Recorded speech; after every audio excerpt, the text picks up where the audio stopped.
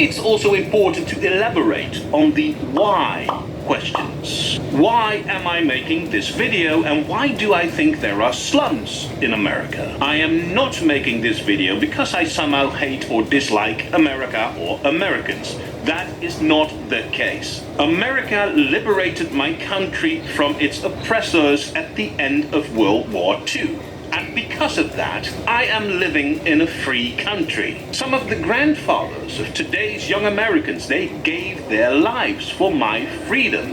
And I'm very grateful for that. I know many Americans, and most of them are wonderful people. Therefore, I think it's very sad and disturbing to see that since then, America has been crumbling down and fallen into decline, and is now getting into a situation where ghettos and slums are popping up all over the country. That is not the fault of the American people. It's caused by a generation of incompetent politicians, greedy landowners, and money-grabbing corporate managers who steal from the American people and force them into poverty. Hey, but how is that possible? Isn't America the richest, the greatest, and the strongest country on the planet?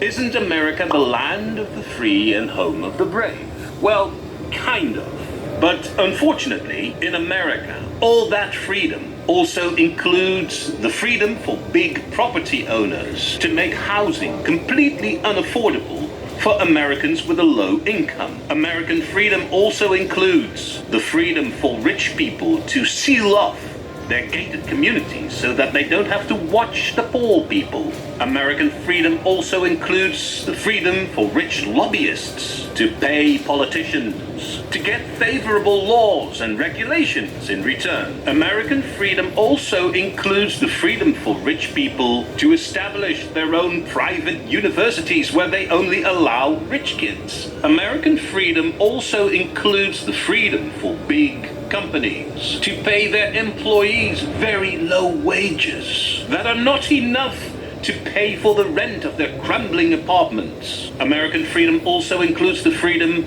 for billionaires to get so extremely rich that there is hardly any wealth left for millions of Americans who live at the edge of poverty. That, in my opinion, is what is failing the American system of freedom.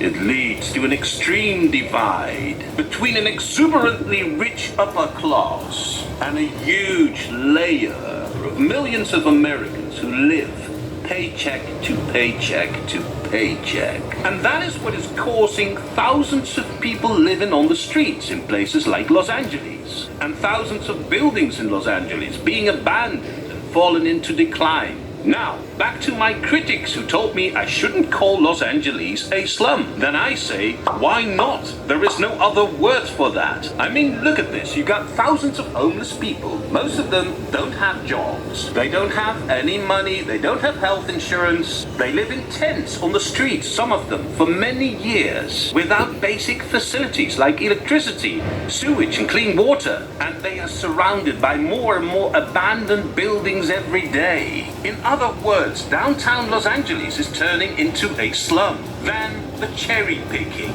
My critics told me I was cherry picking because I have highlighted a specific area of Los Angeles that does not represent the rest of America. My answer to that is, why not? Los Angeles, Hollywood, Santa Monica, Venice Beach. They are the very display of the American dream. It has the palm trees, the beaches, the swimming pools, the mansions, the bodybuilders, the movie stars, the bikini babes, the supercars, the Prada, Gucci, and Louis Vuitton stores. It has everything that identifies the American dream. And Los Angeles has been presented like that for almost a century now. But